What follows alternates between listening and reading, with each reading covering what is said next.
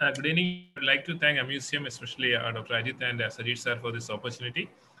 So I'll be sharing my slides.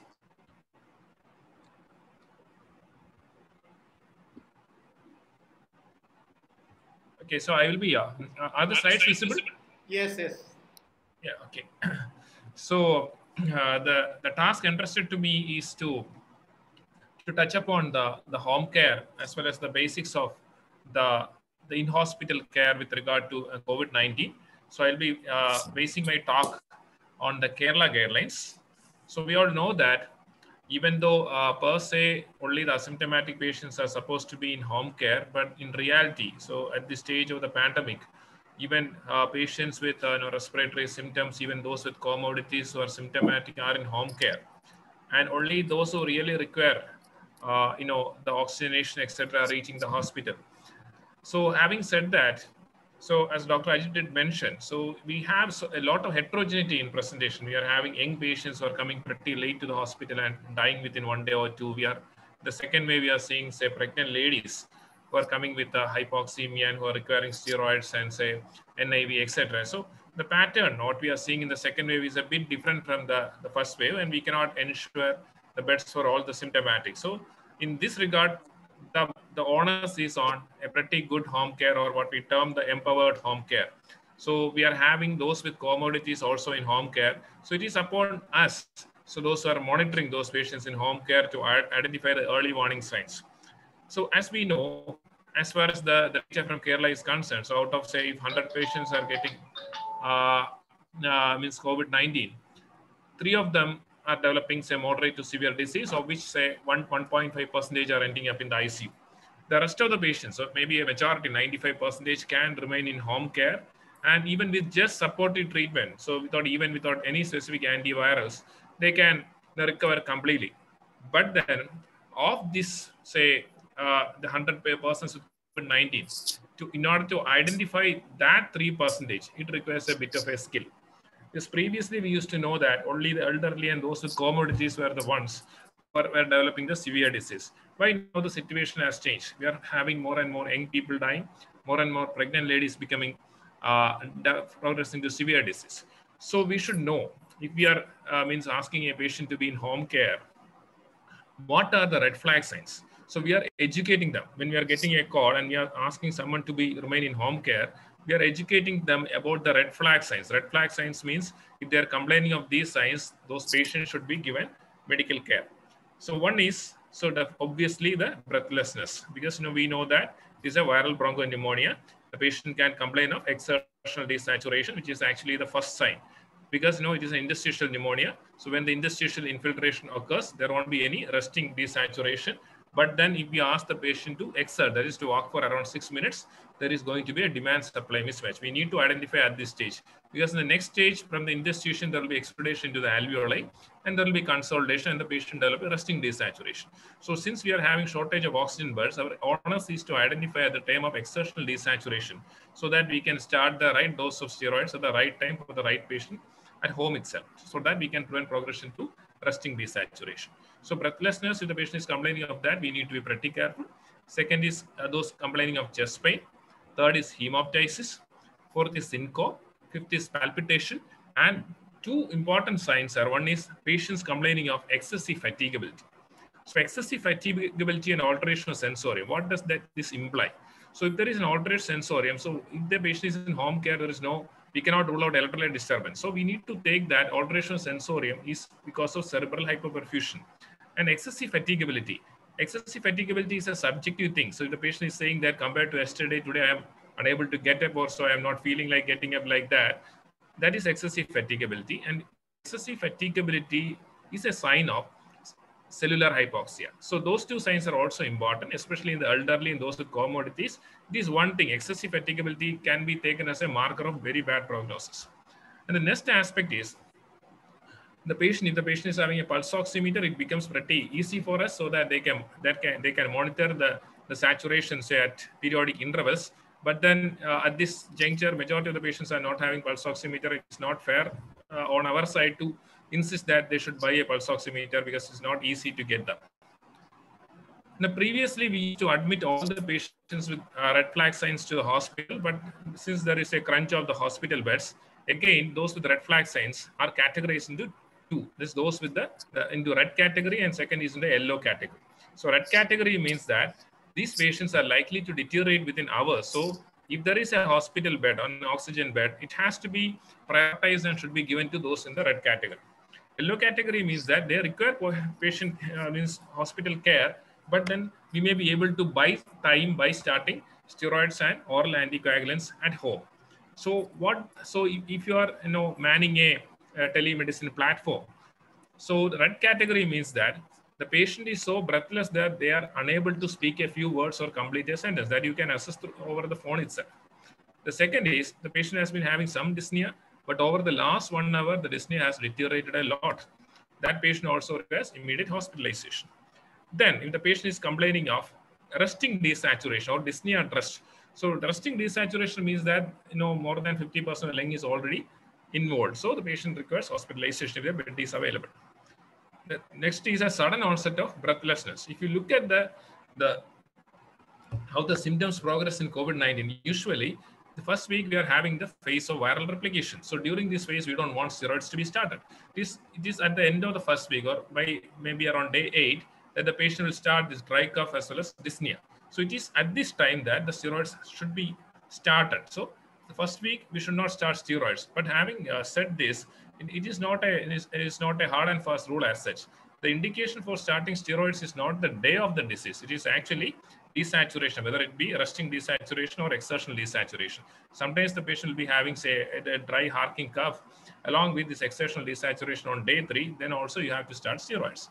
The patient is having pulse oximeter. If the resting desaturation is there, less than 94, then it means that the patient is having a moderate severe disease and that patient should be hospitalized. But then having said that, majority of our patients may not be having access to pulse oximeter, then we should teach them about a crude substitute for the pulse oximetry, that is the breath holding test. We should ask them to hold the breath. It's not a very deep breath, a deep breath, and then ask them to see for how long they are able to hold their breath. If they're able to hold their breath for 25 seconds, we can assume that they are having a normal cardiopulmonary reserve. So if the holding capacity is less than 15, so they have a very poor cardiopulmonary reserve and they fall into a red category and should be hospitalized immediately. And the third is actually between 15 and 25 seconds, means that they should be started on oral steroids at home.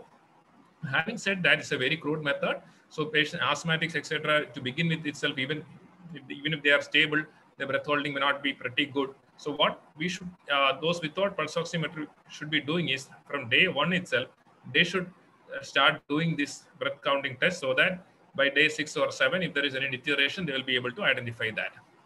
The next aspect is looking at the circulation. Okay, so the patient is complaining of alteration of sensorium or confusion, means that, as we have discussed, there is cerebral hypoperfusion. So that's a red flag sign. Is a red flag sign and the red category and should be admitted. If the patient's extremities are cold, they also should be considered as having a circulatory compromise and should be admitted. Urine output is coming down in 24 hours. So urine output is also a surrogate marker of circulation. Then the pallor, etc. And the patient does not have anyone to look at home. So if there is no caregiver also, we need to hospitalize such patient. And patients with other comorbidities like say CKD, CLD, uncontrolled diabetes, etc. also should be hospitalized. So if you assess the patients and if you find that they belong to red category, so the hospital beds should be prioritized for them. This occurs because suppose we are having say around 40 patients with red flag signs, and we are having say only around 5 hospital beds as of now. So we need to identify those who belong to red category and we should prioritize them to hospitalization. The rest 35 will be in the yellow category and they can be started on oral steroids at home. And this is the yellow category. So how we are doing this categorization is, one is by using the mobile teams. Second is by using the Disha or the eSanjeevani platform. You can also have other mobile platforms as well. And the yellow category is the dyspnea has worsened over the last 24 hours. It's a gradual worsening. So if it is an abrupt worsening over 1 hour, you need hospitalization. If it's a gradual worsening, so you can start steroids and you can buy some time. Then the next is exertional desaturation, not resting desaturation, is exertional desaturation. Then suppose the patient is an asthmatic and is on zero flow, 251 puff BD. Now the requirement is 2 puff BD also, start them on oral steroids. And if they're having a pulse oximeter, you ask them to do the 6-minute walk test. Very important.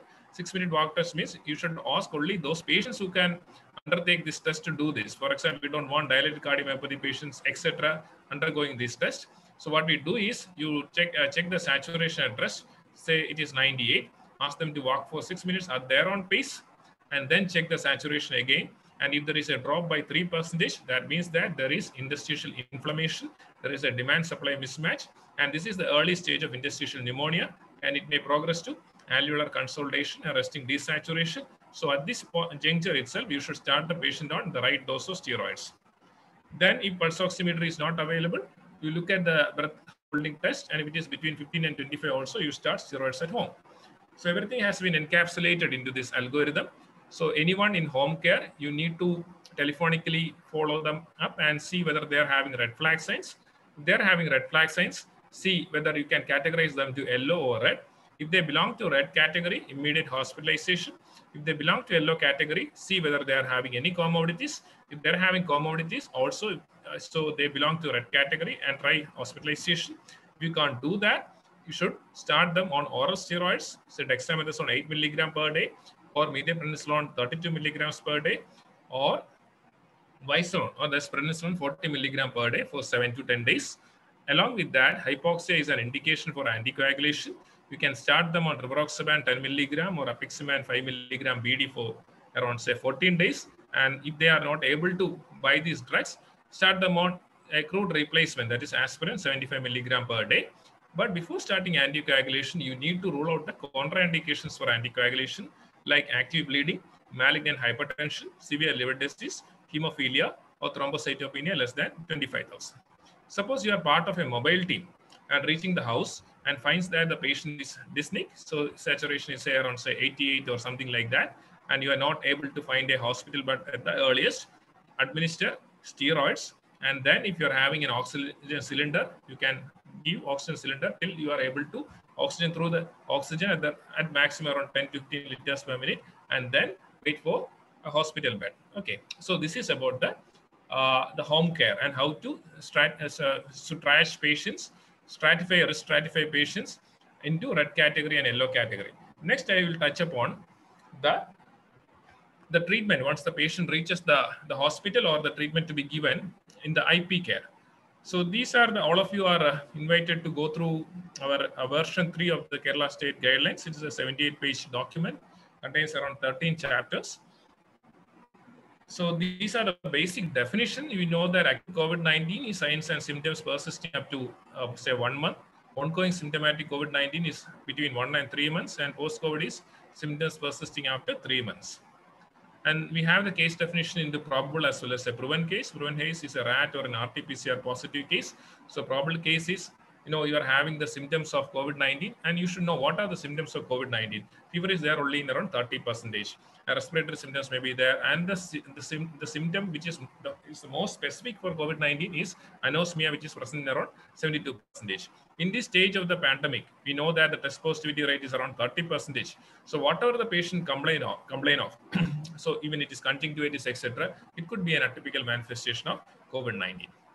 So these are the atypical manifestations: the stroke in lung, the multivessel stroke, Kawasaki-like illness, hyperinflammatory shock, acute MI, GBS, encephalitis, ADEM, olfactory gustatory dysfunction, conjunctivitis. So basically, whatever the patient present with, in this juncture of the pandemic, you need to rule out COVID-19 as well. So we know this is the basic difference between SARS-CoV-2 pneumonia and H1N1 is that SARS-CoV-2 is an interstitial pneumonia plus thromboinflammation. It's very, very important. It's basically H1N1 with increased propensity for arterial as well as venous thrombosis. And this is what happens in severe COVID-19, and Sajid sir will take you through this. It's basically 98, maybe 96%, nothing will happen. It is a self-limiting illness, even without any specific treatment.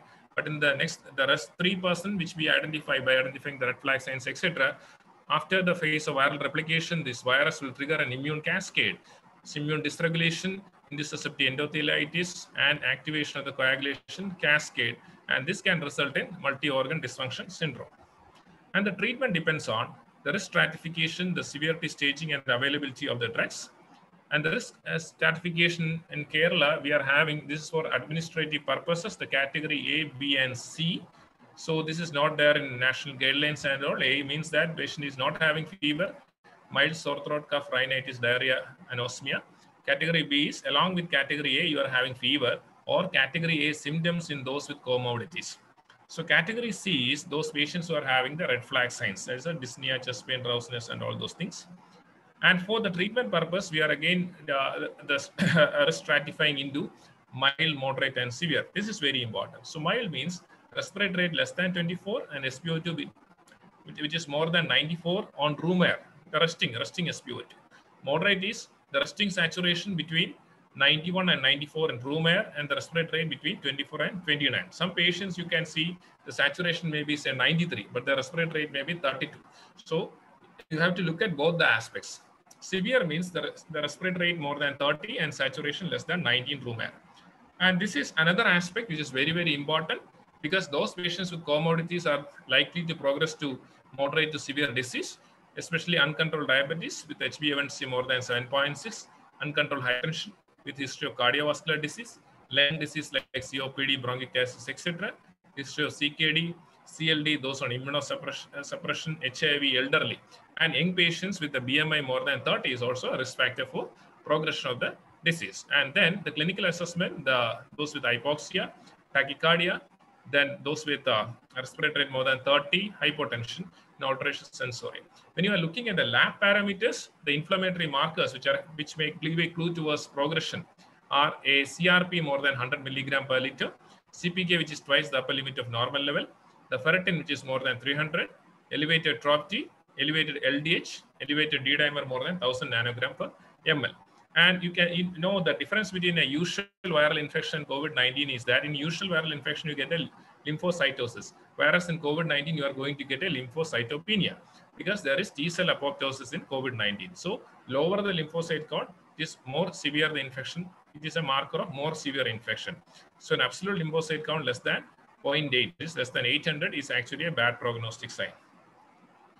And this is not important. This used to be the 5-tier pyramid, care pyramid in Kerala, where we expect only the asymptomatic to be in home care, but the situation now has drastically changed. And this is not needed. So this is the treatment guidelines for COVID-19 patients in Kerala. For category A patients, we just give the symptomatic treatment. Okay, symptomatic treatment, if they're complaining of rhinitis, you gave cetirizine or something like that. The most important aspect is that don't start any antibiotics. Starting amoxicillin or say azithromycin for a viral pneumonia is not going to work at all. Please don't start them. So you need to reassess the category A patient every 24 to 48 hours to see whether they progress to the category B. See whether they are having any red flag signs like dyspnea, hypoxia, high-grade fever, severe cough, altered sensorium, or excessive fatigability. Now coming to category B. Category B, there are two categories. One is a patient without comorbidities having fever, and second is patient with comorbidities who are likely to progress to severe disease. So the category B in patients who are having high risk factors, like say uncontrolled diabetes, if they are symptomatic, then you can consider addition of ivermectin, 12 milligram once a day for 3 to 5 days. You know, there is a very controversial thing. So WHO has said that ivermectin does not have any role in the treatment of COVID-19, but then ICMR guidelines, the National Task Force guidelines, as well as the AIMS guidelines say that in category B patient who are symptomatic, they can be started on ivermectin. We are not sure about the benefit of ivermectin, but it is not a very toxic drug. The second aspect is if the patient is having fever or cough which is persisting for more than 5 days, you can start budesonide 800 microgram twice a day. You can give it for around 5 to 7 days. So budesonide is actually an inhaled steroid. So this is based on the STOIC trial. It is not a very harmful thing to do. The category C patients, you can start either favipiravir or if it is not available, ivermectin plus budesonide. The most important thing in the management of COVID-19 is not starting the antivirals. Even starting remdesivir may not be having a mortality benefit. So the treatment of COVID-19 depends on starting steroids at the right time, at the right dose, at the right duration for the right patient, as well as starting anticoagulants if it is necessary. All the hypoxic patients will require anticoagulation as well. So I'm coming to this category. Those patients with hypoxia, it is moderate means saturation less than 94 and between 91 and 94. So these patients will require initiation of either dexamethasone or methylprednisolone in the in the stipulated dose. The dexamethasone 0.1 to 0.2 or methylprednisolone 0.5 to 1 mg per kg per day for 5 to 10 days. And the severe, you double the dose. That's dexamethasone 0.2 to 0.4 or methylprednisolone 1 to 2 mg per kg per day for 5 to 10 days. And the hypoxia, you have to start the standard dose of anticoagulation, prophylactic dose of anticoagulation as well. So these components, starting steroids and anticoagulants in hypoxia, is actually, these are the two interventions which are having a mortality benefit. Starting an antiviral, is it really necessary? It is not going to have any mortality benefit. So regarding remdesivir, etc., so this can be used in hypoxic individuals. It is an off-label or emergency use authorization. So if it is being used, it should be used in hypoxic individuals and should be used within 10 days of symptom onset. That is when there is viral replication, and the contraindication will be an SGPT more than 5 times the upper limit of normal or the creatinine clearance less than 30. So regarding ivermectin, so ivermectin, in the category B in high-risk individuals, you can consider starting ivermectin. Not starting ivermectin is also not an issue at all. This has been included in the guidelines because it's based on low certainty of evidence, and as it is recommended by ICMR, National Task Force, and the AIMS. Okay, so but it is not supported by high-quality evidence. And ivermectin should never be started in pediatrics, should never be used in pregnant ladies, and should never be used in during lactation. And when you are using ivermectin, you should never combine it with azithromycin because it is metabolized by CYP3A4. Azithromycin can inhibit this enzyme and can drive up the ivermectin levels and can lead to ivermectin toxicity. So it's an important thing. And in all the ladies in the reproductive age group, if you are contemplating starting them on remdesivir or remdesivir or favipiravir, rule out pregnancy because these two drugs are contraindicated in pregnancy. Even though we are having, even though in pregnancy in hypoxic individuals we are starting remdesivir on a compassionate ground. So favipiravir also the mechanism is same as that of remdesivir. It is an RD/RP inhibitor, but it's not backed by any high quality evidence. So contraindication, pregnancy, lactation, SGPT more than 5 times the upper limit of normal limit, and creatinine clearance less than 30. Convalescent plasma, no need to think about that. It's not supported by any evidence. Now, tocilizumab, I think Sir will touch upon tocilizumab. It's not important for you. And this you should know. So the best time to start steroids is not when the patient is having resting desaturation. It is when the patient is having exertional desaturation by the 6-minute walk test. Now, considerations in pregnancy also, I don't think it is needed for you. And you should know one thing. If you end up treating a pregnant lady, the D-dimer levels in pregnancy are a bit different from that of the normal population. They are having a higher cutoff levels. Then the need for anticoagulation, it is a interstitial pneumonia with the ACE2 receptors, since they are present in the endothelium. There is an endotheliitis and there is an activation of the coagulation cascade. And in severe to moderate to severe COVID, there is associated micro and macrovascular thrombosis. So you should start the patient on prophylactic anticoagulation. So therapeutic anticoagulation necessary only when there is evidence of, or if you are suspecting or proving a DVT or a pulmonary embolism. So all these things are there in the state guidelines. And about post-discharge thromboprophylaxis, it should be given only in patients with a proven DVT or a pulmonary embolism, or if the patient is satisfying the IMPROVE VT score more than 4 or a score more than 2 with a D-dimer more than 2 times the upper limit of normal. I'm not going to discuss in detail the IMPROVE VT score and all. So when to suspect pulmonary embolism, Sir will be touching about that. Convalescent plasma not important. This is also not important. And kappa as TB also not important for you. And regarding the discharge criteria, so regarding the discharge criteria, so those patients in the hospital will be divided into mild, moderate, and severe disease. Mild and moderate patient, if they are asymptomatic for 3 days, that is without paracetamol, if they are symptom-free, they can be discharged to home isolation. As of now, the home isolation is around, say, 17 days from the symptom onset, or in asymptomatic, 17 days from the day of test positivity. But soon a change will come, and just like ICMR, it will be shortened to 10 days. In patients with severe disease and those who are immunocompromised, we know that the virus can survive for longer periods of time. So the period of infectivity may be 15 to 20 days, up to 15 to 20 days, according to CDC. In mild and moderate, you're not going to have the replication competent virus after 10 days. Whereas in severe disease and immunocompromised, you might isolate the replication competent virus up to 15 to 20 days. So by day 14, you need to do an exit rat testing. And if the rat testing is negative and if the patient is clinically stable, then the patient can be discharged and the duration of isolation will be 20 days maximum. So thank you very much. Just keep one thing in mind. So the onus of care of COVID is not on starting say remdesivir or tocilizumab or say convalescent plasma or baricitinib. It is about the timely initiation of steroid at the right dose for the right patient. And the onus on home care is about identifying red flag signs, categorizing them into red and yellow, and in yellow to start oral steroids at home, and if needed, anticoagulants to hospitalize the red category at the earliest. So thank you very much. Thank you, Dr. Aravind. We will now move on to Dr. Sajeesh. Dr. Sajeesh ji. Yes. Good evening. Ajit, could you share my slides? And good evening, my friends. Actually, the majority of the work has to be done in domiciliary care, that's in the home treatment and in the secondary CSLTs or secondary care treatment centers. Today, I'm going to discuss about the management of COVID-19 in critical care management of COVID-19 actually. But the problem is that when the patient reaches to the critical care, that patient requires critical care, that means patient's survival rate will be very low. And we cannot do much for the patient. We can't offer much to the patient. So that is especially important because when we were there in Mumbai and all in the first wave, we had around 300 ICU patients we have managed, and around we intubated around 550 patients, and most of them, only 4 of them are survived.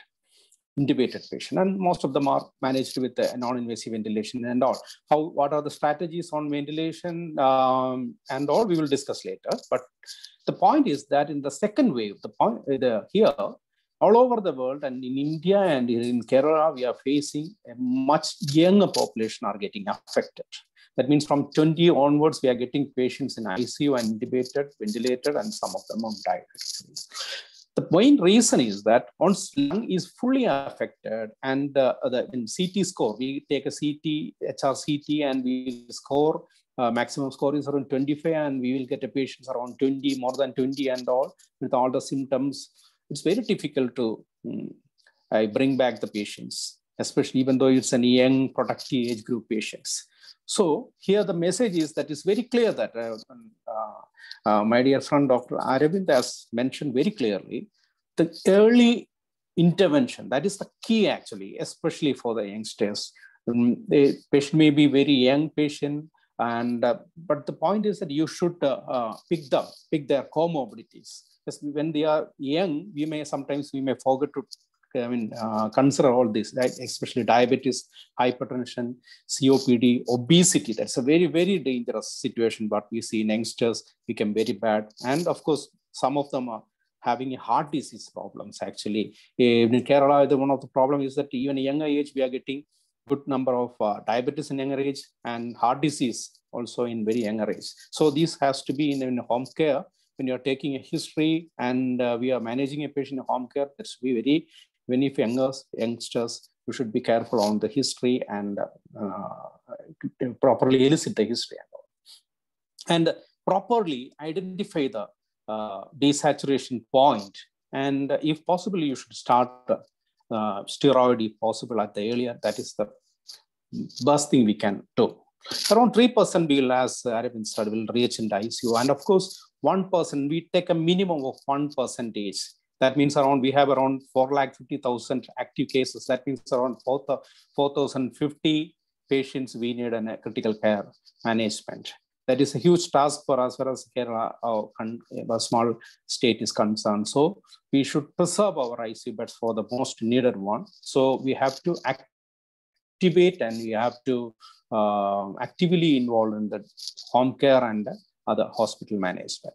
Here I am mainly discussing about the high dependency. We can say, we can have, as Aravind has clearly mentioned it, actually can home care or the domiciliary care, then the first CFLTs, and the second line, the second line, that is CSLTs, and the hospitals. And more than we have a oxygen beds, we can give, sometimes we need a supplementation of oxygen is needed. And the third and the ultimate point is that high dependency unit, where we may need a high oxygen methods, then we need a intubation, high in critical care ICU, that here we may require supports, ventilatory supports, either due be non-invasive or invasive supports. And so that's the importance. The first slide. First slide, please. Oh, right. No, okay.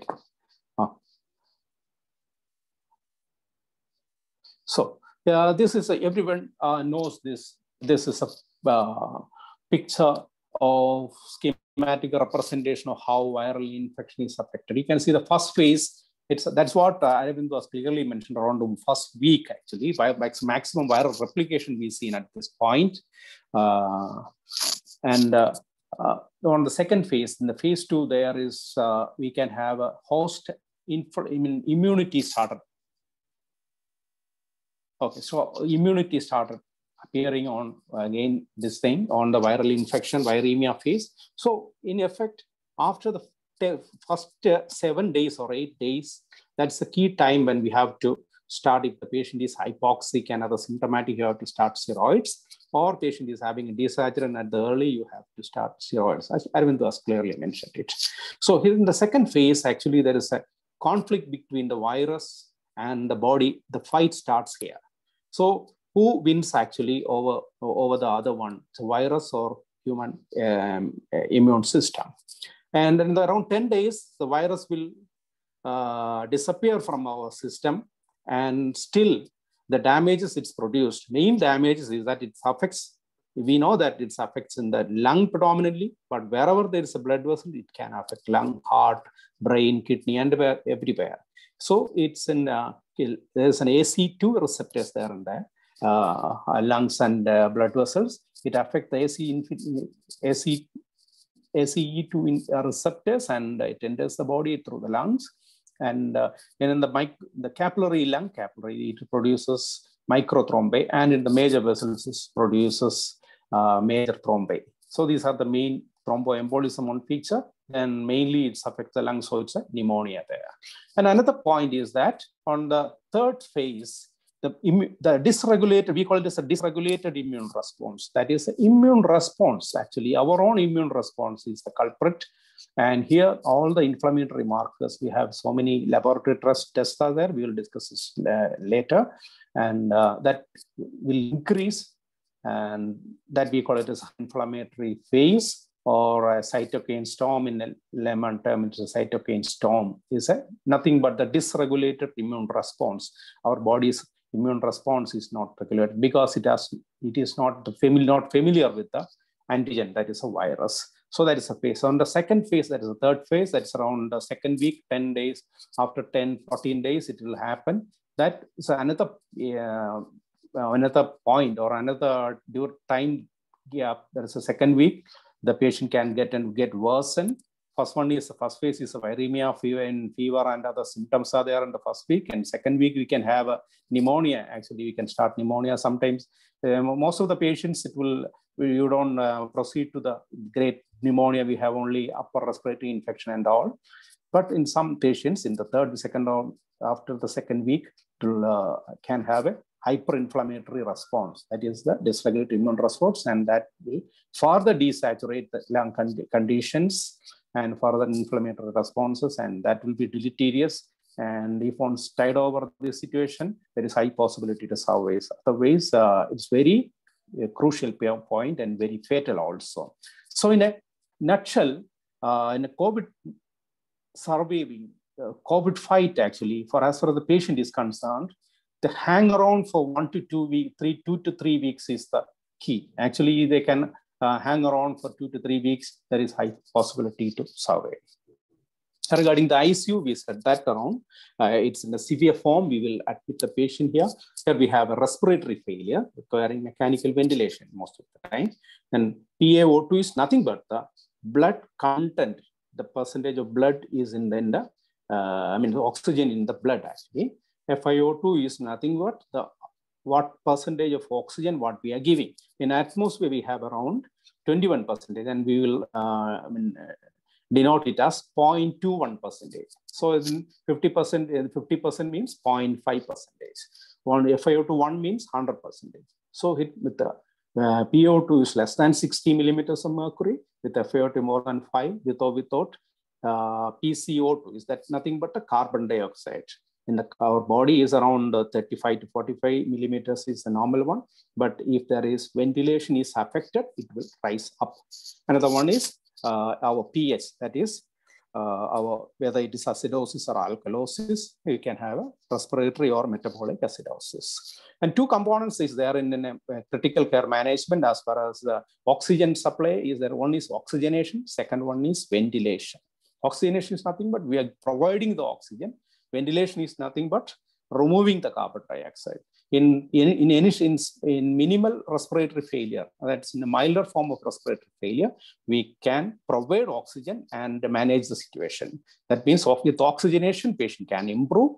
But in a severe case, that's in a severe respiratory failure, carbon dioxide retention is there. That means carbon dioxide are accumulating. We have to take it out, the carbon dioxide, by different mechanisms that we call it as mechanical ventilation. These are the criteria. Okay.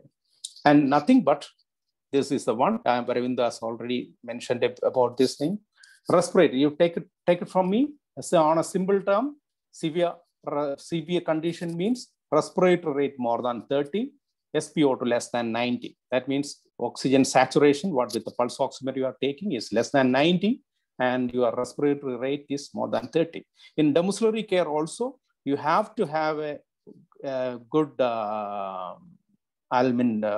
chart you have to maintain. You have to document what is the respiratory rate, heart rate, SpO2, and any other underlying, even a temperature and any underlying events. That is what Aravinda said about the red flag signs. If there is some red flag signs of when patient is disoriented, unconscious, collapse, likewise chest pain and all. So monitoring and documenting the respiratory is very, very crucial actually. You can categorize the patient according to the respiratory rate.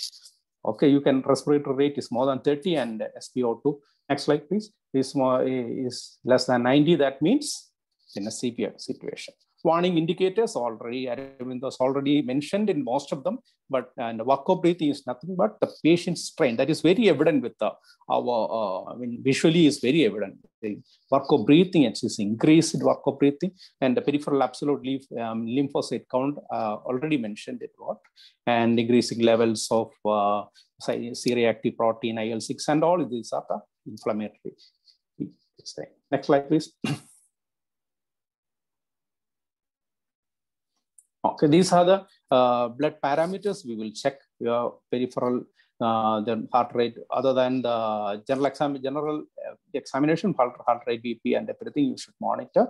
Then, of course, your level of consciousness and all of the things. And laboratory-wise, we have all the sorts of investigations we will do, especially the C-reactive protein, coagulation profile, there's a ferritin, LDH, ECG, and TROP-T is just to exclude any cardiovascular events are there. Then, of course, we have a HRCT we will do actually. Next slide, please. On the treatment part, actually, general supportive measures like bed rest, maintain the fluid balance, acid-base, oxygen therapy, mechanical ventilation, all of the basic principles. Then, of course, antiviral treatment. It's how far it is effective. So we'll just look into that. Oxygen therapy. We'll discuss mainly on the oxygen therapy. Next slide, please. Say this is a very little complicated slide, but you just understand that the pathophysiology of COVID pneumonia, as I said, it's a microthrombosis. That means in the through the capillary, it comes out through the capillary.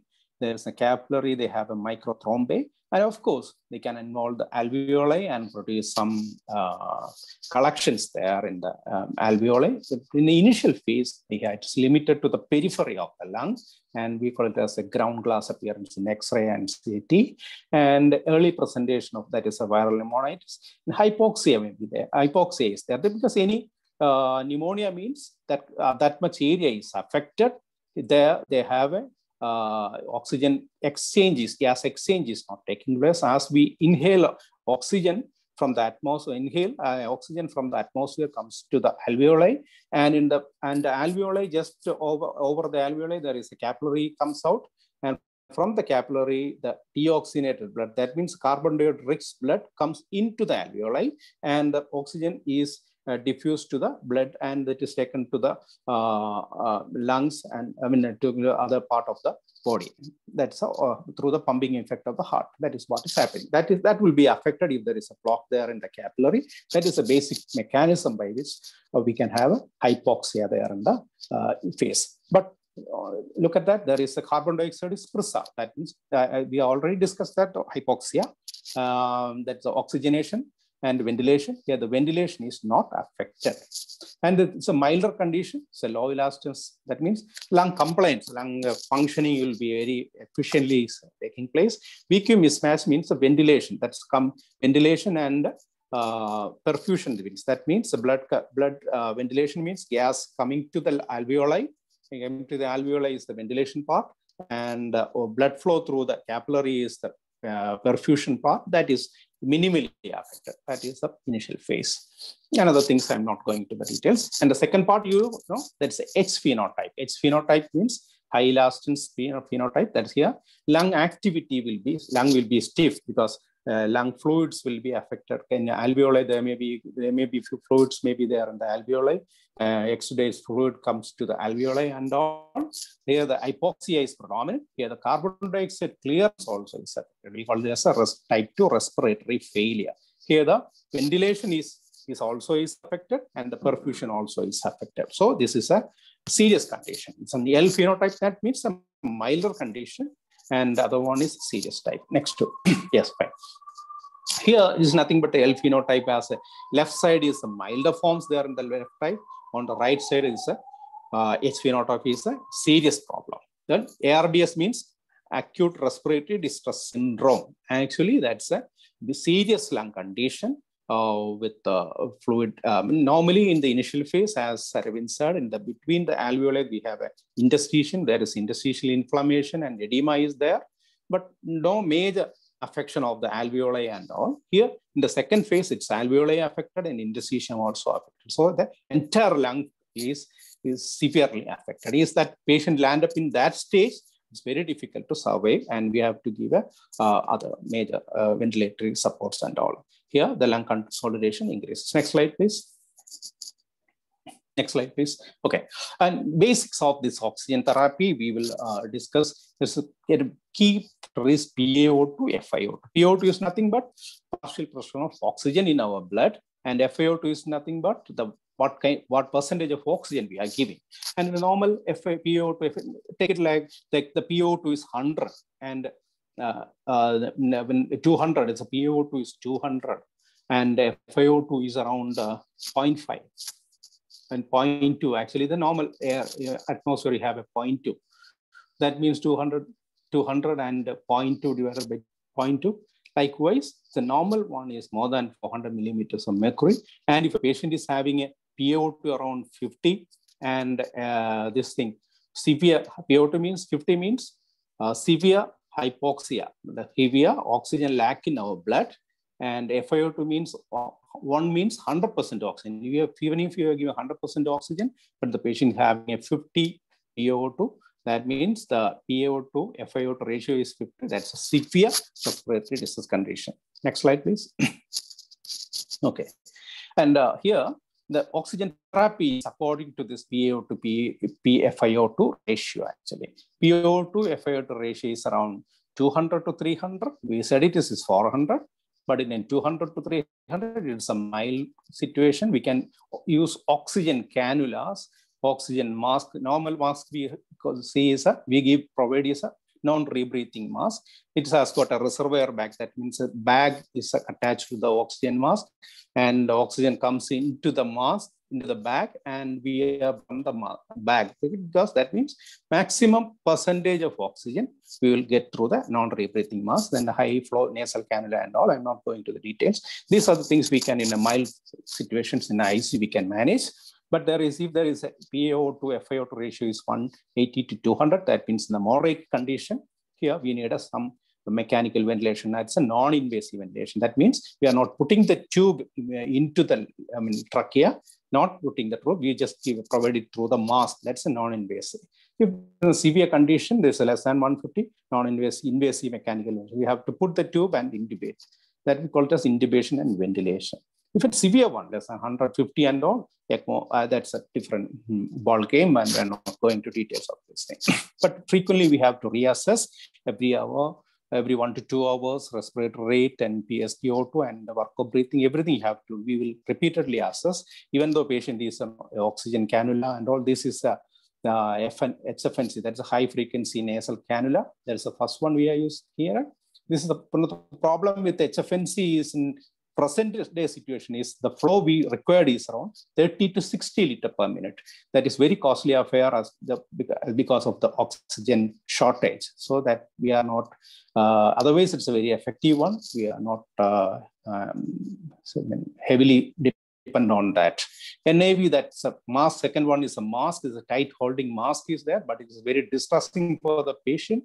Here, it's very effective without intubation. Next slide, please.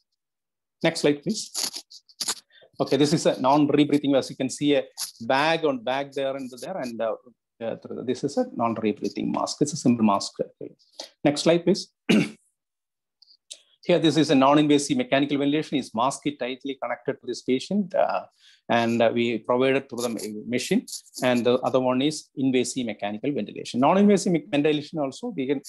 The patient is taking a respiration, that's the inspiration and expiration, 2 phases of respiration as there. And both the phase of respiration, that's inspiration and expiration, and support with the machine, that's a ventilator machine. So that is the support. We will support the both intubation and ventilation. Okay, and this is the final slide regarding the therapy, oxygen therapy. You take the first top portion. It's a COVID ARDS, then the ABG we are taking in the PaO to FiO2 ratio. That is what we were discussed about. That is around 200 to 300. We know that if 200 to 300 means mild ARDS. And in the ICU, when the patient comes, we will put them on a non-invasive mechanical ventilation. We will take a ABG, that is the arterial blood gas, and in the arterial blood gas, we will get this value around 200 to 300 means mild ARDS. We look for the work of breathing.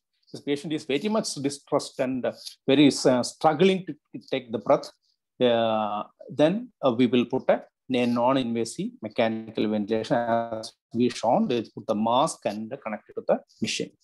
And if not high, that means patient is not that much distressed in taking breath. Then we will put a high flow nasal cannula or non-rebreathing mask, what we have seen. So this is in a mild case, a moderate case.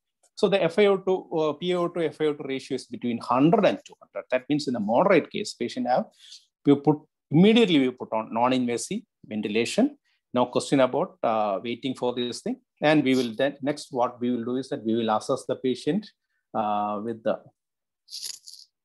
work of breathing whether the work of breathing is high. If a work of breathing is high, then what we'll do is that increase FiO2. That means oxygen percentage we increase from the high, more oxygen we will give, and work of breathing plus increasing FiO2 and decreasing PaO2 FiO2 ratio. That means patient's condition is bad, actually is worsening. With we have put the NAV, non-invasive mechanical ventilation we are given, but the condition is not improving, that's worsening. What we do is that we'll intubate and ventilate the patient. That's the classical intubation and ventilation. But another situation is patient's work of breathing is high, but the oxygen requirement is less needed only. Patient is stable and less requirement, oxygen requirement on NIV, then we will continue on the NIV. And another situation, third scenario is the patient is better actually, is not that much distress on with the NIV. Patient is comfortable. In most of the time, what happens is that patient will hold on this mask and they themselves will keep holding because they realize the importance of this one. As in ORS patient, this patient is severely dehydrated, the patient will take ORS. If patient is taking ORS, means that patient is severely dehydrated. Likewise, if a patient is grabbing the mask for the non-invasive NIV, that means patient was in a real distress and is getting improved. Then we will give intermittent NIV. That means in between we will give a break, and after that we will continue this thing. And another situation is an ECMO situation that I am not touching upon. Okay, then the treatment. Next slide, please. Okay, great. Okay, regarding the treatment, as we will discuss what all the things are the effective one, but I will just quickly, this is our own guideline, and actually government of Kerala guidelines, an excellent guideline, as Aravind said. And I take this opportunity to congratulate Aravind because he is the man behind to formulate this guideline. And actually it was in the, I think this is the third version actually. 3 times we have revised actually around the big booklet, actually having an entire process of COVID management is there. Excellent book. Actually, we have to, every doctor should refer on that.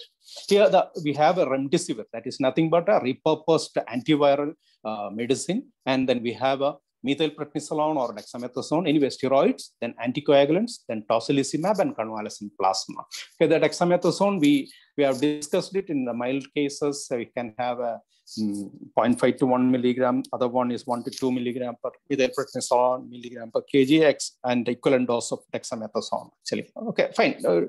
Ajit can take to other one. So anyway, the key steroid is the steroid. This is if you take is a drug of choice in COVID, that means one and only drug is effective, that is steroid actually. But in all phases, Aravind has clearly mentioned the domiciliary, but even in an ICU, we will use this one as a baseline. And whenever the patients like on the third phase, we have discussed about the hyperinflammatory state. If patient is going into that state also, our rescuer, our warrior is steroid. We will increase the dose of steroid, and of course another drug that we'll discuss. And this is the classical. Again, this is an excellent schematic representation of how the anticoagulants works. Coagulation cascade is affected in COVID. That also is from our guideline. And here the hypercoagulability is nothing but increased thrombus formation tendency, and of course endothelial damage. It's endotheliopathy, we call it as. It can generate a 2 stream of coagulations problems. One is the major thrombosis, our deep vein thrombosis, our arterial and venous thrombosis.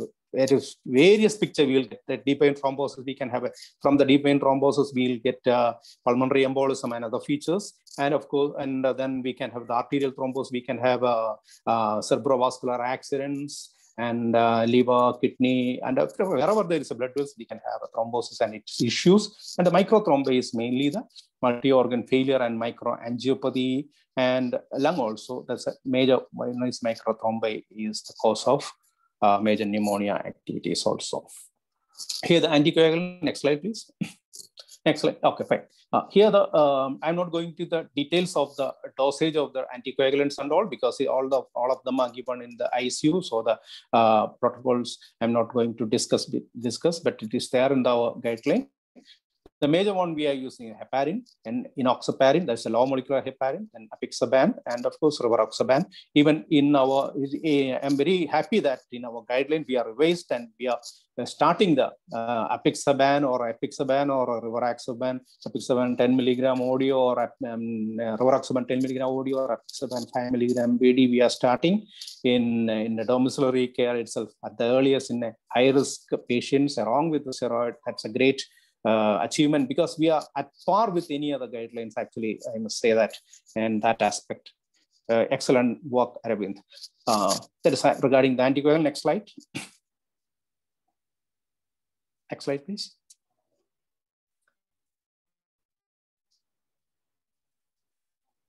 Of course, anticoagulation initial and as far as ICU is concerned or in any other point is the D-dimer. Actually, this is the key marker we are looking for. The one key D-dimer, if more than 1,000, we will immediately start. Of course, in pregnancy and all, it's a different ball game. And next slide, please. I'm not going into the details of the dosage and all. Okay, this is a one cytokine storm release syndrome or cytokine storm or CRS, what we call. And this is a hyper dysregulated immune response. It happens in second week or beginning of the third week, or normally in the second week. And it can say, actually, some patients we have seen that in 1 or 2 cycles we not cycles it comes out, and episodes, actually more 1 or 2 episodes. On surveys 1 episode, and after that another episode, and we will lose the patient on the second episode and all. And some say that it is not that much relevant, but then clinically we are seeing it. Anyway, sudden desaturation from the existing condition, another markers like IL-6, that is interleukin 6 and all. Here the drug of choice is that if your patient is on NAV, you will increase the NAV support, and still it is not working there to address hypoxia and hypercarbia. So what we do is an intubate and ventilate. And another point is that we can, we can start high doses of methylprednisolone. And of course, another drug is anti-interleukin 6. That is a monoclonal anti-interleukin 6, tocilizumab. Actually, it has got in the early phases, it is supportive, but so many controversies there whether it's effective or not, and not much stuff scientific supports. Nowadays we are not getting not much scientific supports, but in the early phase, especially in the first wave, we are given plenty of tocilizumab, but it is very costly, affair around 45,000 for a dose and all. So it's we will reserve it for highly indicated patients. And in the convalescent plasma, I'm not mentioning it because in the ICU it's not at all relevant, because if it has to be given, it has to be in a moderate situation, not in a severe condition. And so the this is regarding the oxygen therapy, and I will quickly move on to some of the supportive therapies like another point is it's a closed section, means in an endotracheal tube is putting the endotracheal tube and all. We can't take out the remove the tube and the suction every time, because it's a highly aerosol generating procedure. The intubation or non-invasive ventilation, everything is there. The risk for the infection for the healthcare workers is high, so we will reduce it all the possible way. We'll reduce.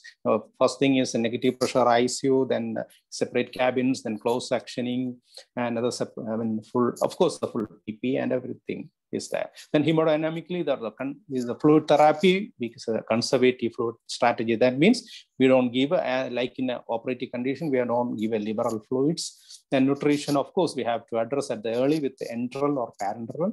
Then the enteral is preferred in the as earlier steroid, as mentioned in medical management COVID patients as there. But the problem is that most of them are the comorbid like diabetes and all. When we are giving a large dose of steroid, especially for long duration, all the glycemic control will be lost. So we should have a tight glycemic control, not in the type 1, but it is in a well-controlled diabetes glycemic control. Tight glycemic control is a different entity. That's what I'm not.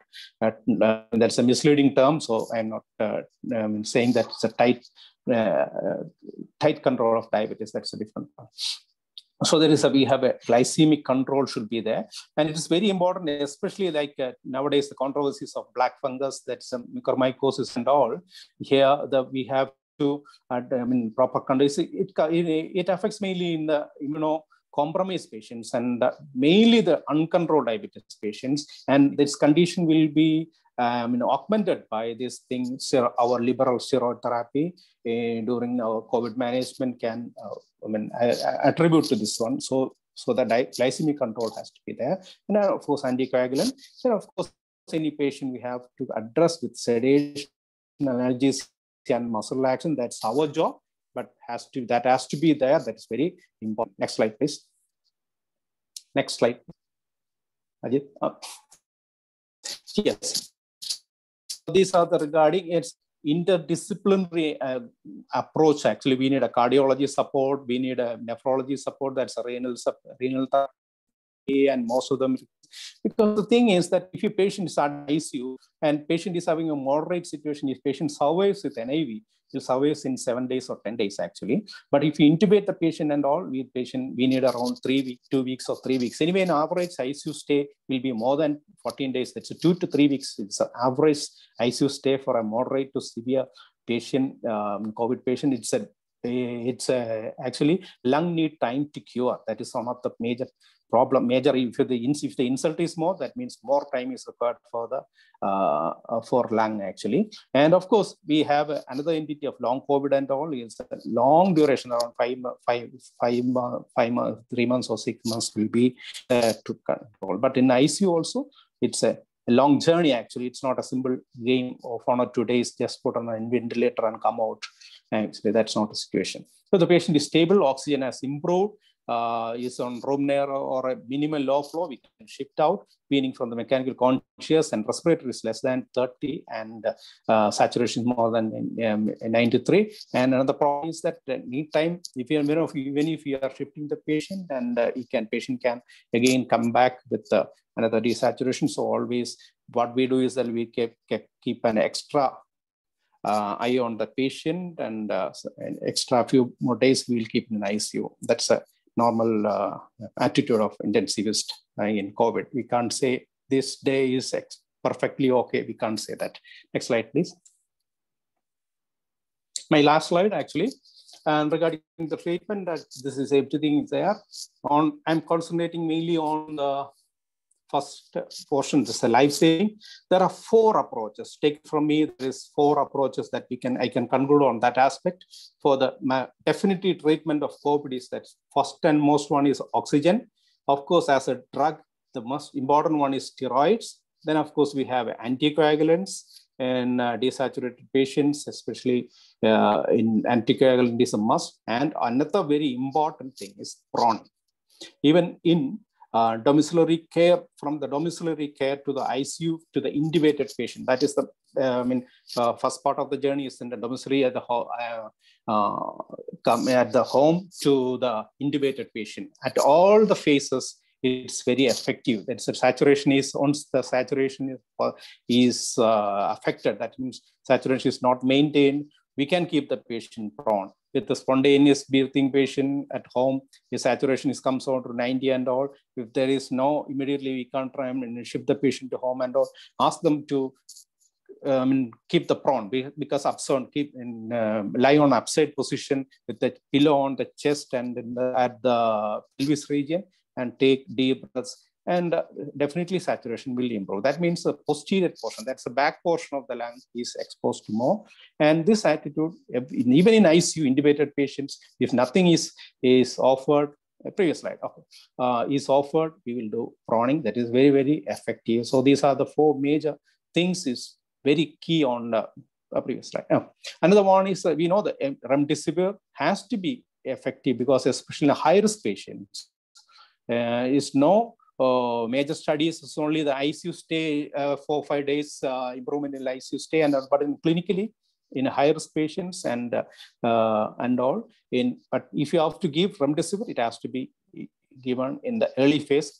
This is an antiviral, so once after 10 days or 12 days, virus is not an issue, and virus replication is not an issue. At that phase, if you are giving remdesivir, it's not going to be benefited. If you want to give it, you have to give it at the early for reducing the viral load. That's a replication. Tocilizumab, we have discussed that it is in cytokine storm position. That's hyperinflammatory syndrome. Even though it's not definite in benefit, studies are not supporting it, but in clinically we have to give, and it found effective also in some patients. We don't know exactly at what range it is effective. But another one of the problem with the tocilizumab is that it can aggravate the this thing, secondary bacterial infection and all. That is the situation what we more clinically what we see. Then budesonide, that's an inhaled steroid. 2 puffs BD actually is very essential. Even in last, I heard around the talk of Arvind's talk actually, because in the initial phase, the patient have a recurrent cough. That's a persistent dry cough. That means that's a interstitial inflammation, early signs of interstitial inflammation that can be managed with the budesonide at the initial phase. That's very key in that in domiciliary, even the domiciliary care. But in ICU, we don't use it actually. Plasma, of course, it's not that much effective. Baricitinib is not in our guideline, but it's an immunomodulator and antiviral. It's being tried, especially if the steroids are not even, I mean, severe problems with steroid, high dose of steroid issues are there, that is used.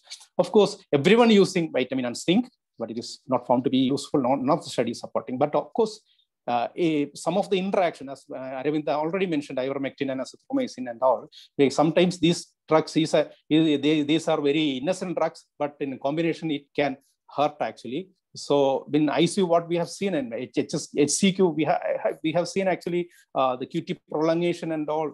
We have seen many patients on HCQ coming to ICU, but patient is on NAV and different serious conditions. Every day we have to take ECG and check for QT prolongation and all. So these are the things. But as far as ICMR guidelines is there, we are also following some of them.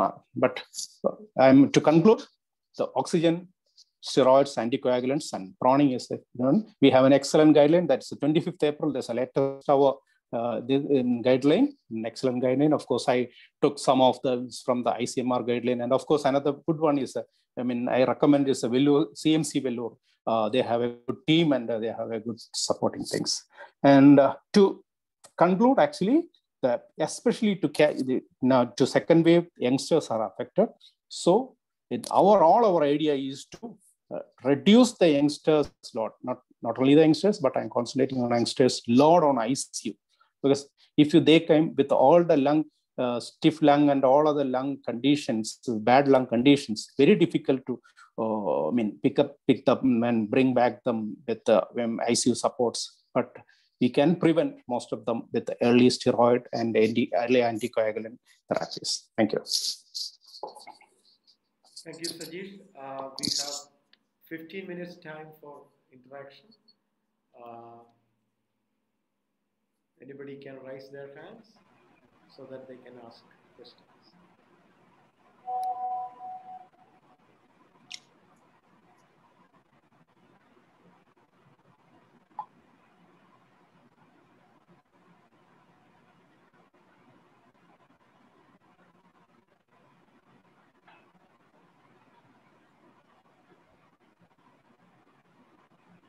There will be a raise hand option. You can click it so that you will be allowed to be a panelist to ask questions.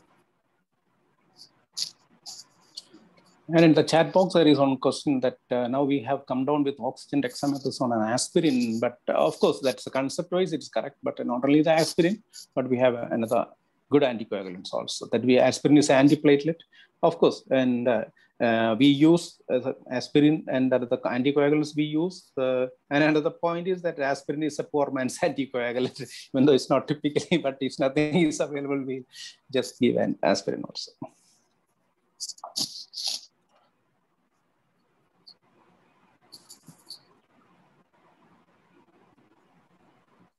Ajit, anyone? Can you, Sajeesh? Can you start aspirin? Sorry, please ask. Can you start aspirin when SpO2 level is 94? Actually, as Sajeesh sir said, hypoxia is an indication for starting anticoagulants, and preferably we should go for oral anticoagulants if the patient is in domiciliary or home care. Either rivaroxaban, it is not very expensive. Rivaroxaban, the Natco brand, etc., cost only 12 rupees per tablet. So you give 10 milligram for say 2 weeks or so. But having said that, if the patients can't afford apixaban or rivaroxaban, you can try the poor man's alternative, ecospirin. But keep one thing in mind: ecospirin is an antiplatelet, and per se it is not an anticoagulant.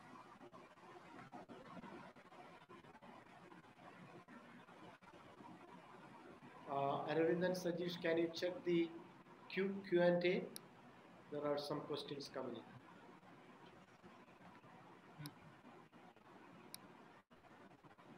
What to do if patient complains of facial edema after a week of COVID, else asymptomatic and in home isolation? The thing is that we need to see the cause of this facial edema. So you cannot, means just over the phone and all, it's very difficult to assess the cause of facial edema. And it's not a very common sign associated with COVID-19. We need to look at the cause of this facial edema, ask whether there is any itching or anything like that. The next is in home isolation, no fever but breathlessness, but can hold breath for 35 seconds. Kutti cough, steam inhalation being done. What should be advised? Antihistamine and bronchodilator. So it's actually is a very difficult thing. We should not focus on fever, okay? Because the fever is there only in, say, around 30% in Kerala, and even among the people who died, 60% never had fever. So you should not focus on fever as say. That has to be one message. And then kutti cough means it is a sign of interstitial inflammation. And such patients, if there is an option for pulse oximetry, so you try for that. This thing, the breath holding test is a poor man's alternative. And even if the breath holding is say for 35 seconds, then if the cough is persisting and the patient is having this symptom into the second week, there is no harm in starting low dose of oral steroids. How much does this methylprednisolone need to be given? Methylprednisolone, so if it is an oral methylprednisolone 16 milligram BD, that is actually the equivalent dose of dexamethasone 8 milligram. The equivalent is 32 milligrams of methylprednisolone or say 40 milligrams of Visolon. The budesonide, the dose is 800 micrograms BD. You're going to get it has 200 or 400 microgram MDI. So it needs to be 2 puff BD or say 4 puff BD. Indication of budesonide is actually cough or fever persisting for around 5 days in patients with comorbidities, and you need to give it for around 5 to 7 days. The advantage is that the systemic side effects of the oral steroids may not be there, but if the patient is complaining of exertional desaturation, you need to start oral steroids. You should not stick on with this budesonide inhalation alone. Remdesivir, what are the things to watch out for? So Remdesivir is actually a very well tolerated drug. So the contraindications are creatinine clearance less than 30, which is actually a relative contraindication, because even in patients with end-stage renal disease, 5 days of Remdesivir are not going to harm them. Because we say that it is contraindicated because of the accumulation of the vehicle. It is not a water-soluble drug. So there is a vehicle, the cyclodextrin. So it will accumulate and lead to acidosis, but then 5 days of Remdesivir won't harm the patient. Then the second thing is it can lead to hepatotoxicity. So that is why in STPT more than 5 times the upper limit, you are not supposed to use it. And one thing we have been noting is that bradycardia. So you are having associated bradycardia along with the use of Remdesivir. But then if it is sinus bradycardia, we wait up to 40 means heart rate if this is not associated with hypotension. These are the usual side effects of Remdesivir. In pregnancy, is used only in a compassionate basis. These are the questions in the Q&A session. Regarding this bradycardia, also the problem is that the critical care in patient, most of the patients have a bradycardia. Actually, most of them have a, but if most of them are hemodynamically stable, if otherwise it's complicated, other issues most have a bradycardia. And here, Remdesivir also, this is another thing, having another bradycardia. Bradycardia aggravated that. Jasmine Ismail, can you unmute your mic and ask questions?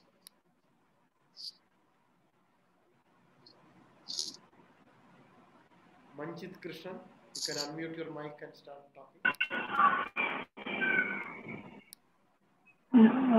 Whether to give anticoagulation in all pregnant patients with category B and C, and how long to give?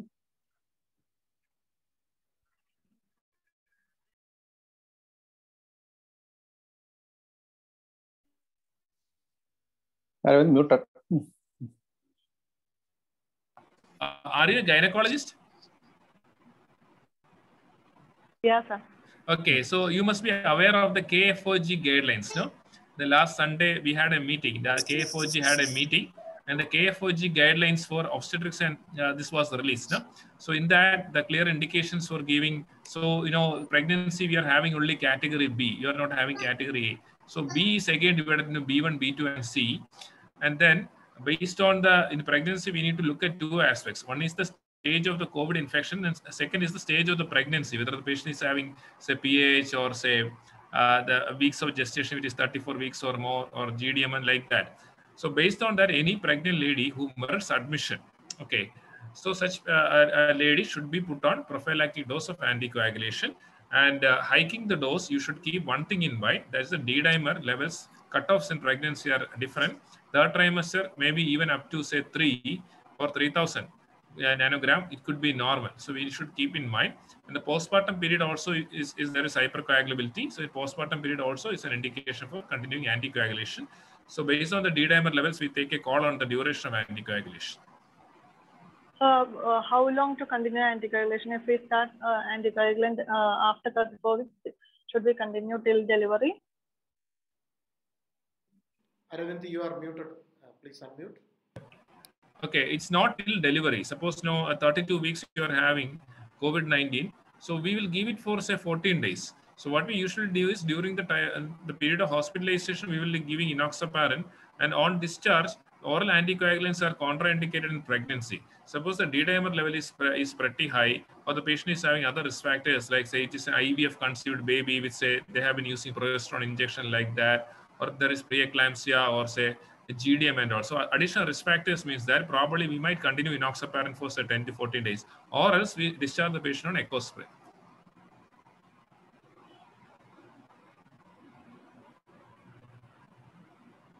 Dr. Abi, yes. Yes, sir. Yes. To Aravind, sir. So I am Dr. Ibi, a physician at K.R. Narayan Memorial Hospital, Kottayam. Okay. So we are managing their second line treatment center. So for last 1 week, we are encountering patients with young patients, some 32, 36-year-old, where they are coming with cough, and on the third day they are having hemoptysis, frank blood in the sputum. So how to manage them, and whether is how to giving anticoagulation and how to proceed with the hemoptysis. So first one. Second one, sir, we are coming with patients on 14th and 15th day with the cough and breathlessness after positivity of 14th day. So is it post-COVID, or you can admit as COVID? When to consider them as post-COVID? That's all. Okay, coming to Ivy's first question, that is hemoptysis. Even though we say that hemoptysis is a bad prognostic sign, we are seeing many youngsters coming with hemoptysis by day 3 or so. The only thing is that when they are complaining of hemoptysis, it could be two things. Now, it could be part of this bronchopneumonia, or it could be part of pulmonary embolism. You need to rule that out, because if it is a part of pulmonary embolism, then withholding anticoagulation is actually going to be harmful for the patient. So you need to look at, usually hemoptysis, we take the CT, and if the D-dimer levels are very much elevated, like 6 times the upper limit of normal, we go for a CTPA and all. And if it is an embolism, definitely we will continue with the anticoagulation.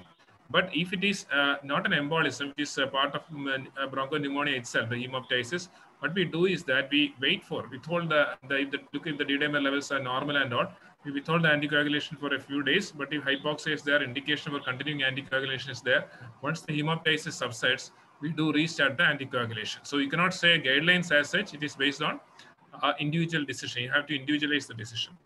The second question was actually with regard to on day 14, if someone is complaining of cough and dyspnea, this is actually the natural progression of COVID-19. No?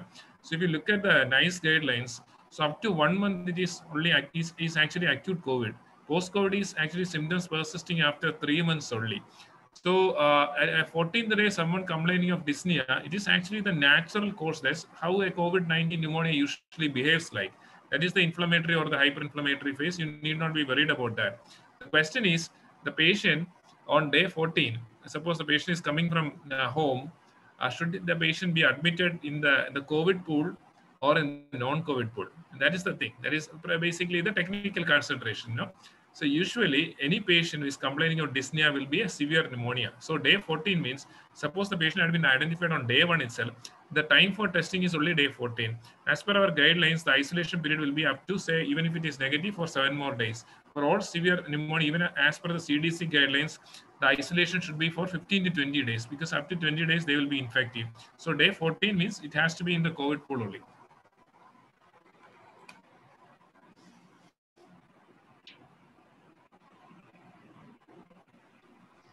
Thank you, sir. Thank you. 2DG, Aravind.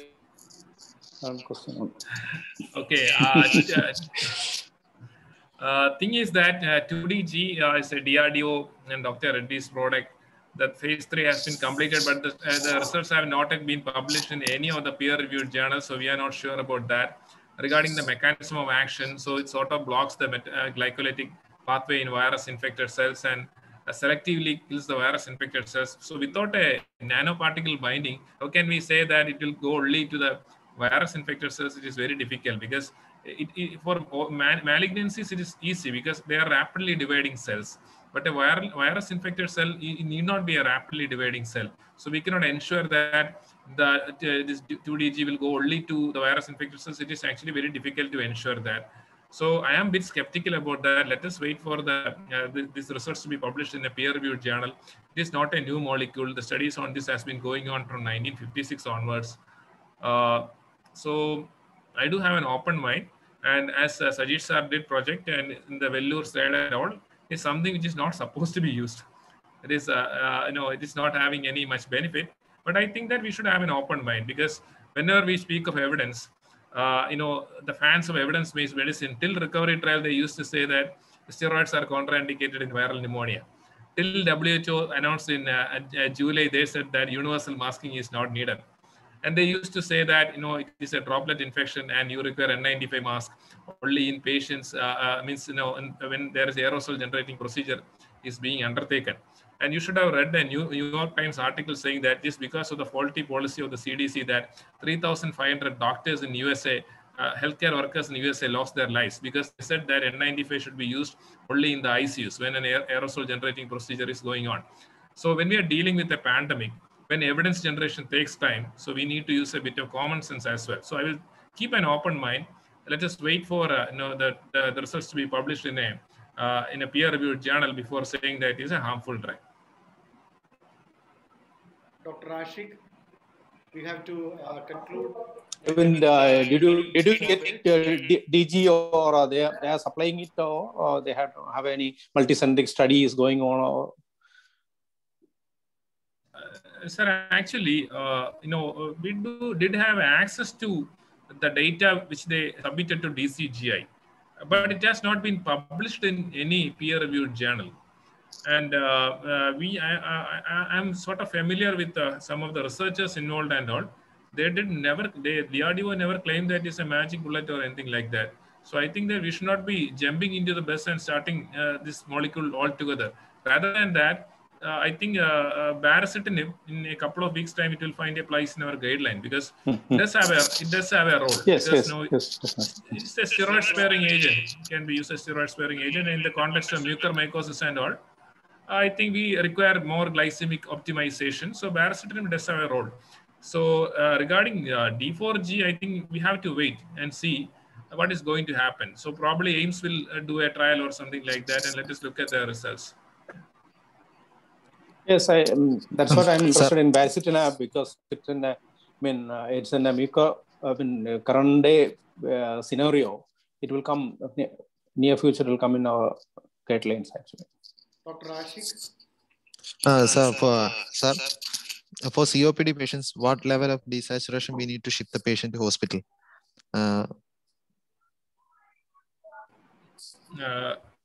I think means the target for oxygen therapy in COPD is around 88 to 90 only. So for others, we say 90 to 94, but the 90 to 93 may also be acceptable. COPD 88 to 90, but suppose they are comfortable with 80, and if they know that the previous saturation is only 80, then I think we have to individualize such patients. Okay, thank you, sir. The problem with COPD is that none of the COPD patient we never estimated home level resting level saturation because we follow the clinical conditions. We are symptomatic. Most of them are comfortable with, even though they have some distress and all, they will manage with this thing. We never check it. Unless we admitted in a hospital, in a home level, we are not checking it. But so, like Aravind said, it's around 88 or 90, or if the patient is comfortable, it's okay. Otherwise, I mean, just the value of low saturation, you don't have to rush into hospital. Okay, thank you, sir. We have last two questions. One named as Galaxy J7 Pro. Can you unmute your mic and ask?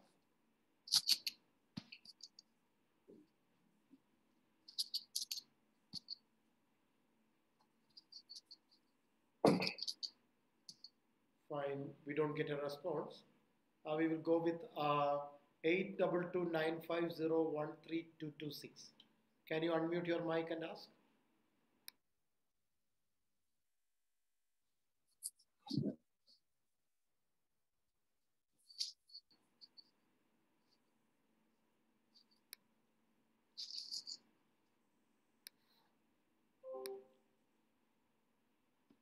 Hi, Sajeesh and Aravind. I think no more questions are there from our audience.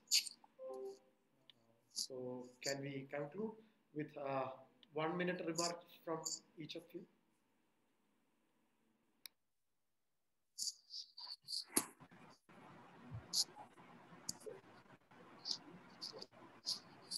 Thank you, Amicia, for this opportunity.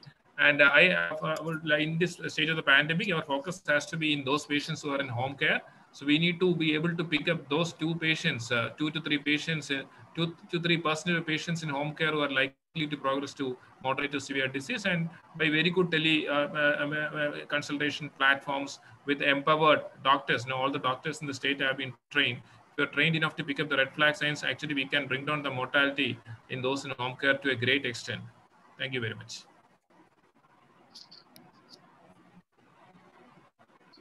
Ajit? Ajit? Sajeesh, go ahead. Okay, shall I? Oh, okay.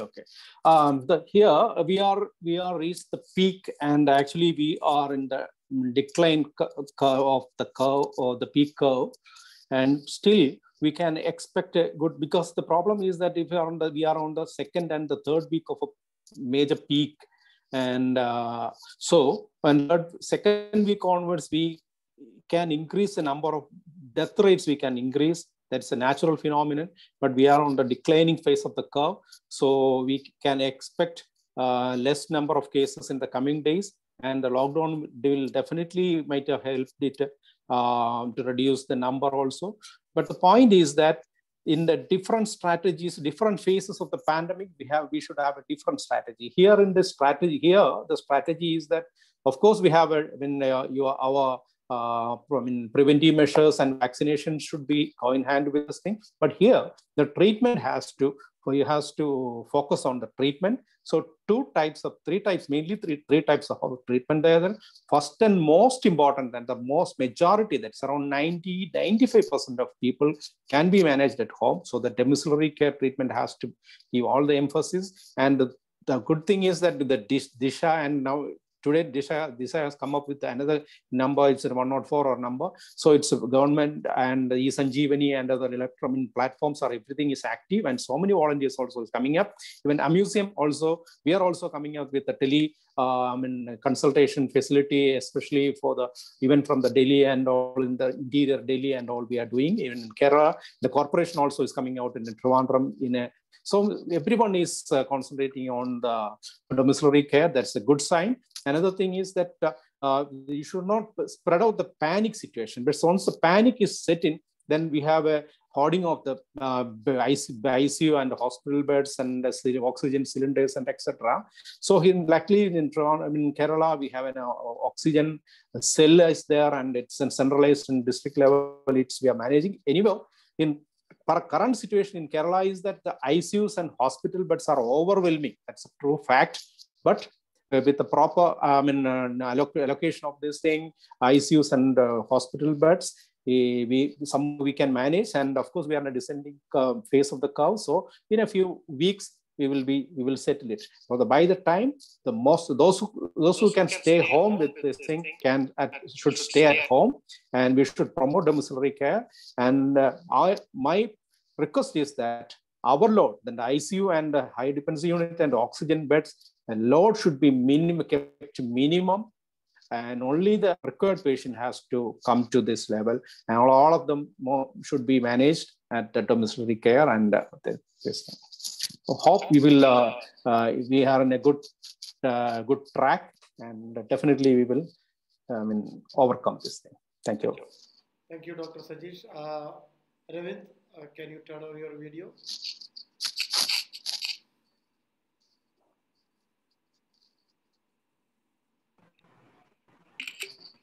Thank you. So we are saying good night to all of our friends in Kerala and India.